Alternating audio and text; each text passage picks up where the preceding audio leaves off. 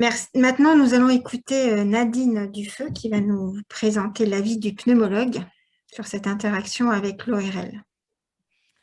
Bonjour à tous, merci à Virginie de nous avoir confié ce sujet.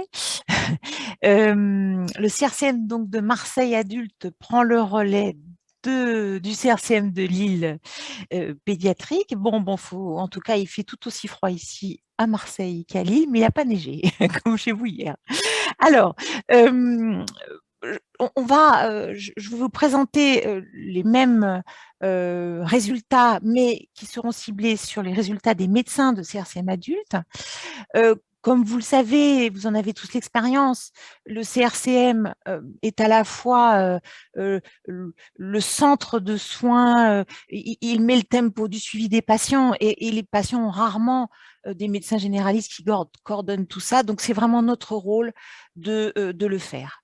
Alors, c'est vrai que on a vu que le suivi ORL était, excusez-moi, était j'ai du mal à reculer. Voilà. Suivi ORL était relativement bien protocolisé dans les CRCM pédiatriques. Il l'est, semble-t-il, beaucoup moins au sein des CRCM adultes, puisque moitié-moitié des répondants ont dit qu'il y avait un suivi qui était protocolisé.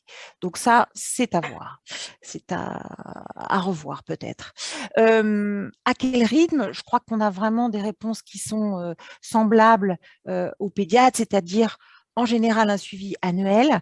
Je vous rappelle qu'il y a eu 25 réponses de médecins adultes qui ont répondu, et ou bien chez des patients qui sont symptomatiques. Donc ça, c'est assez proche des résultats de nos collègues pédiatres. Je reviens sur cette enquête de Farzal, qui est une enquête américaine que je vous représenterai pas mal de diapos qui ont été tirés de cet article. C'est une enquête qui est transversale, qui a été lancée à l'initiative de l'association américaine de lutte contre la mucoviscidose, la CFF, en 2018, et dont l'objectif est d'avoir les retours à la fois des ORL et des médecins de CRCM, 126 ORL, 115 médecins de CRCM, et également la perception des patients sur la prise en charge ORL. Donc là, vous l'avez vu tout à l'heure, ce qui est intéressant, c'est que quand même, on est content de voir que la prise en charge ORL maintenant est plus précoce, plus fréquente qu'il y a 20 ans, et que globalement, on voit que seulement 6% des patients adultes n'ont jamais vu un ORL de leur vie. C'est quand même plutôt rassurant. Euh, euh, Quel est votre ORL de référence? En général, on le voit bien que la filière est bien établie, que votre correspondant spécifique est bien identifié, comme en pédiatrie, avec 96% d'entre vous, vous fléchez bien votre relais ORL, et avec une majorité d'activités hospitalières, comme en pédiatrie. Assez peu de relais de ville, finalement. Les symptômes, je ne vais pas y revenir, mais 96% d'entre vous interrogent les patients, les questionnent sur les symptômes, sur l'obstruction nasale, on l'a vu, la rhinorrhée, le saignement, la dysosmie, les céphalées, les déformations éventuellement de la face et l'hypertellorisme que l'on a ici, le visage, mais les douleurs des yeux, une diplopie. Je pense que vous connaissez tous bien tous ces symptômes, mais aussi sans oublier les symptômes auditifs, d'hypoacousie, éventuellement d'acouphènes ou de douleurs des oreilles qu'il ne faut pas oublier. Ces symptômes, je le répète, comme Nathalie l'a dit, il faut aller il faut les rechercher, il faut questionner précisément. Car si vous demandez ce que ça va bien au niveau du sinus, ils vous diront bah oui, ça va. Hein, moi, je suis pareil, hein, en fait. Mais non, il faut poser les questions. L'incidence est très variable d'une étude à l'autre, et c'est vrai que ces symptômes sont rarement spontanément exprimés par le patient. Alors, est-ce qu'on évalue bien? Il y a le point de vue du patient qui vous dit moi, ça ne change pas grand-chose, hein, voire il se plaigne de rien. Ma vie a toujours été comme ça, j'ai pas de goût, j'ai pas d'odorat, j'ai le nez bouché. Bon, Ok, je fais avec. Je m'adapte. Et puis le point de vue du médecin qui, c'est vrai, parfois, je pense, sous-estime ces symptômes, car pour lui, c'est pas vital, effectivement. Il y a d'autres problématiques respiratoires, digestives, qui sont au premier plan et on va peut-être faire l'impasse. Mais c'est dommage, parce qu'on sait que ça a un impact sur la qualité de vie. Alors, je vais aussi détailler euh, un score qui me paraît important chez l'adulte, qui n'est pas chez l'enfant, mais vous verrez dans beaucoup d'études ORL chez l'adulte, on se réfère au SNOT 22, Sinusal Outcome Test. Il permet à la fois, on le voit, de poser donc 22 questions qui vont balayer à la fois les symptômes, mais également l'impact sur la qualité du sommeil, sur la qualité de vie, fatigue, la dépression, l'énergie. Donc, c'est à la fois un test clinique et de qualité de vie. Pour être simple, la population générale a un SNOT 22 qui est autour de 7. Et il a été validé, ce test, dans la mucoviscidose en 2015. Et en gros, il faut être supérieur à 21 pour être symptomatique dans la mucoviscidose. Donc, c'est vraiment un bon test qu'on retient et que l'on retrouvera dans beaucoup d'études. Pour la nasofibroscopie, c'est pareil hein, que les pédiatres. Finalement, 100% des cas, vous avez la possibilité. Votre ORL fait des nasofibroscopies. On a le recours possible à cet examen. Virginie, la semaine dernière, a insisté sur l'intérêt des prélèvements un peu systématiques. Mais là, on le voit aussi. Dans 84% des cas, votre réponse a été non, le prélèvement bactériologique n'est pas systématique. Si ce prélèvement… Alors, ça, qu'est-ce que donnent les études américaines? C'est toujours le même enquête. Il n'est quasiment jamais fait… voilà, il n'est quasiment jamais fait à chaque visite. Par contre, on voit bien que lors des exacerbations ORL, il est fait de manière fréquente. Et ce que je trouvais assez sympa, c'est que les ORL le font aussi quand il y a une exacerbation pulmonaire ou quand il y a des sécrétions purulentes observées à nasofibroscopie, mais aussi, et ça je trouve ça sympa de la part de l'ORL, c'est quand il y a une exacerbation pulmonaire, ils trouvent un intérêt à le faire. Donc vous voyez, c'est loin d'être fait systématiquement et en tout cas, 74% des pneumologues disent qu'ils ne le font pas, ou en tout cas qu'ils ne pensent pas le faire ou le demander de manière générale. Ce prélèvement, finalement, a-t-il un intérêt en pratique? Voilà, si le prélèvement bactériologique est positif, est-ce que vous traitez? Eh bien, les médecins de CRCM adultes ont plutôt tendance à traiter s'il y a des symptômes. Je crois que c'est peut-être… Attendez voir, on va revenir en arrière. Voilà, si les symptômes sont présents, beaucoup plus que selon la spécificité du germe, ce qui était un peu différent chez les pédiatres. Donc, on voit que la symptomatologie est l'élément majeur pour votre décision de traitement. Le scanner, de la même manière, vous prescrivez, vous, médecin de CRCM, fréquemment un scanner, un petit peu moins que les pédiatres. Alors, mais la question centrale de tout ça, mais Nathalie y a déjà répondu tout à l'heure, mais on a une étude équivalente chez l'adulte, c'est-à-dire que la corrélation entre les symptômes, l'examen endonasal et l'imagerie, il n'y en a pas. Hein. Dans cette étude irlandaise, chez donc 63 adultes, on voit que la moitié ont des symptômes cliniques, 80% des anomalies endonasales sur des critères de score, 80% d'anomalies avec des sécrétions, 20% ont des polypes et finalement 98% des anomalies scanographiques. Et ce qui est très important, c'est que qu'ils aient des symptômes ou non, il n'y a pas de concordance avec les scores endoscopie d'anomalies endonasales ou les scores scanographiques. Voilà. 94% des surdité hypoacousie sont rapportés dans le registre chez des adultes, ce qui représente quand même en nombre total 8%, presque 8% de la population adulte de la cohorte nationale se plaint de surdité d'hypoacousie. On sait que les altérations audiométriques sur les audiogrammes en haute fréquence précèdent l'apparition des symptômes et quand ils sont installés, sont irréversibles. Il semble évident que ces chiffres de la cohorte nationale soient sous-estimés. Sur des revues récentes, en gros, on a sur des cohortes d'adultes 48% en moyenne, enfin presque 50% d'anomalies sur les audiogrammes en haute fréquence faites chez les adultes.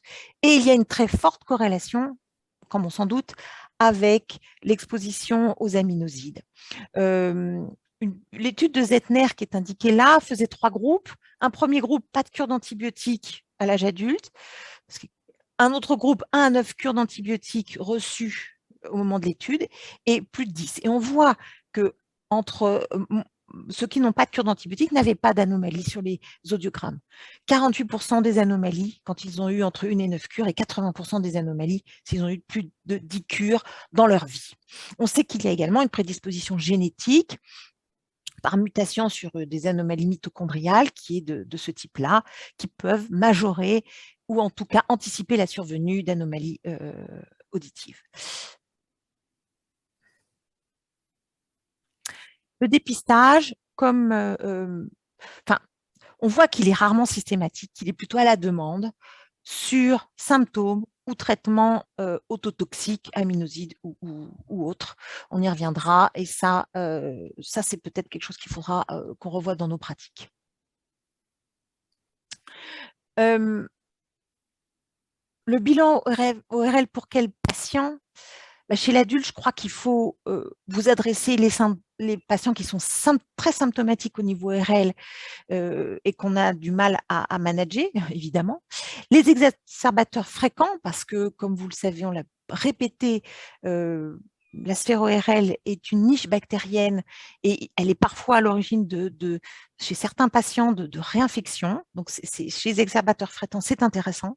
En prégreffe, évidemment, vous avez ici une IRM d'un patient qui avait un mucocèle frontal découvert lors du bilan prégreffe et qui érodait la table interne osseuse, donc qu'il a fallu opérer en prégreffe pour faire le ménage également, pour anticiper à la situation en post-greffe qu'on sait bien plus précaire au niveau infectieux, on l'a vu la semaine dernière. Ceux qui ont des antécédents de chirurgie ORL, ceux qui présentent des anomalies scanographiques majeures, type mucocèle qu'on vient de voir, balle fongique, et ceux qui ont un traitement autotoxique, on le voit, aminoside, et azithromycine, qui est également un facteur de risque de troubles auditifs. Parfois, il y a des indications urgentes. On vous passe un coup de fil ORL, il faut voir ce patient tout de suite. Eh bien ça, il faut savoir qu'il y a quelques cas, l'apparition brutale d'un œdème asymétrique de la face, une douleur oculaire très intense, persistante, l'apparition d'une photophobie, d'une diplopie brutale, un engourdissement de la face, peut-être le témoin d'un mucocèle ou d'une lésion qui va pousser autour, on voit ici la topographie des sinus, dans ces zones, soit vers l'œil, soit déclencher un œdème du front, de la paupière, une diplopie. Ça, c'est une évidence. Et on a la chance, enfin, je ne sais pas nous, mais en tout cas à Marseille, on leur passe un coup de fil et dans les 24 heures, le patient sera vu. Alors, je vais aller rapidement là-dessus, c'est sur l'aspect thérapeutique. Est-ce que finalement, nous voyons de la même manière les traitements, nous, médecins de CRCM ou ORL? Alors, je reprends cette étude, ça c'est aux USA, donc c'était simplement sur les irrigations nasales. On voit que les ORL et les pneumologues n'ont pas tout à fait la même vision des choses, en particulier sur les lavages des sinus avec l'utilisation d'antibiotiques, mais également sur l'utilisation, par exemple, de stéroïdes à visée locale. Donc, on a des points de vue qui divergent. ça, c'était par exemple pour les irrigations. On a d'autres points de vue qui divergent, par exemple. Alors, je vous demande, c'est une diapo qui va être très chargée, mais c'est pas grave. En haut, vous avez l'avis des ORL, en bas, l'avis des pneumologues sur la prise en charge chirurgicale, sur les amygdalectomies, adénoïdectomies, les traitements chirurgicaux de sinusite. Bon, juste regardez les profils, on voit bien qu'on n'a pas les mêmes avis, hein. Les buildings ne sont pas les mêmes à la même hauteur. C'était juste là-dessus, on ne va pas le détailler. Également sur… Alors, je pense que dans ce domaine, les ORL sont quand même compétents pour avoir… et il faut les écouter quand ils donnent leur avis. Il y a peut-être un sujet où je pense que les médecins de CERSEM ont leur avis à donner, c'est par exemple sur cette question de prise en charge thérapeutique, antibiotique IV ou de kiné avant une chirurgie ORL. Et finalement, on voit bien que si le VMS est inférieur à 50%, on est tous les deux d'accord, hein. Mais par contre, si le patient a besoin d'une ventilation, on n'est pas d'accord, mais nous, on pense qu'il faut plutôt faire des cures d'antibiotiques et les préparer à cette chirurgie. Et pareil, sur l'utilisation d'oxygène, quand un patient a de l'oxygène, c'est la ligne du dessous. On voit bien que les oreilles sont peut-être trouvent que c'est moins grave si on a 2 litres, mais je pense qu'il faut également anticiper sur une prise en charge précoce de ces patients. Donc ça, c'est des petites différences, vous voyez. Alors, donc ça, c'était sur nos avis sur les traitements. Et puis, je pense qu'il y a les médecins de CERSEM peuvent donner leur avis sur les nouvelles thérapeutiques. Et les trithérapies, on y vient, on voit bien que sur les symptômes rhinosinusiens et sur la qualité de vie ORL, on a vraiment une efficacité de ces trithérapies. C'est une étude toute récente sur 43 patients âgés de 29 ans. L'évaluation se fait à 3 mois après l'introduction de la trithérapie. Je ne parle pas des autres modulateurs, hein. Donc, sur la trithérapie, on voit bien l'amélioration nette du SNOT-22 qui n'a plus de mystère pour vous. Il était à 35, je vous rappelle, hein, que la population est à 7, que ce n'est pas normal chez les mucos au-dessus de 21, donc ils sont à 35 avant et ils passent à 24, donc une perte d'au moins 4 points qui est très significative après 3 mois de traitement. Donc ça, c'est sur les symptômes rhinosinusiens et la qualité de vie, puisque le SNOT l'inclut. Une autre étude qui est sous presse, qui va sortir, qui est sur l'aspect olfactif, et là, qui, on va le voir, ne montre pas de bénéfices. C'est une étude… Ah oui, non, là, je vous avais montré 2 petits scanners. Ça, c'était un scanner de patients suivis. C'était avant la mise sous trithérapie, avec une inflammation des sinus maxillaires. Et 1 an après, ça, c'était hors cette étude, mais c'était un cas que je voulais vraiment qui était magnifique, avec une disparition de l'inflammation des sinus 1 an après. Voilà, peu d'efficacité sur la dysosmie. Ça, c'est ce que va nous montrer cette étude. Elle est très jolie, parce que c'est difficile hein, d'étudier l'olfaction. Il y avait des tests avec l'olfaction, des tests sur 40 odeurs, des questionnaires de qualité de vie et une analyse scanographique qui évaluait l'opacification de la fente olfactive sous la lame criblée. Très jolie étude, mais qui est hélas négative. Mais quand même, ils n'ont fait que ça que 6 mois après le traitement. Peut-être qu'une étude plus tardive permettra d'obtenir des résultats plus positifs. En tout cas, pour terminer, pour conclure, je conclue vraiment comme Nathalie. C'est une collaboration nécessaire entre les médecins de CERSEM et les ORL. Peut-être que nous, médecins d'adultes, nous sous-estimons un peu la problématique ORL. C'est vrai, peut-être. Et que, en tout cas, la prise en charge n'est pas homogène d'un CERSEM à l'autre. On a besoin de consensus, tant pour le protocole de suivi de surveillance, de prise en charge thérapeutique, de prise en charge périopératoire, c'est très important, et de discuter ensemble les cas difficiles. Et puis, on le voit bien, en tout cas, moi, à Marseille, je le vis au quotidien, travailler avec des spécialistes autres que nous, bien c'est très riche d'enseignements mutuels et ça nous apporte beaucoup toujours. Merci.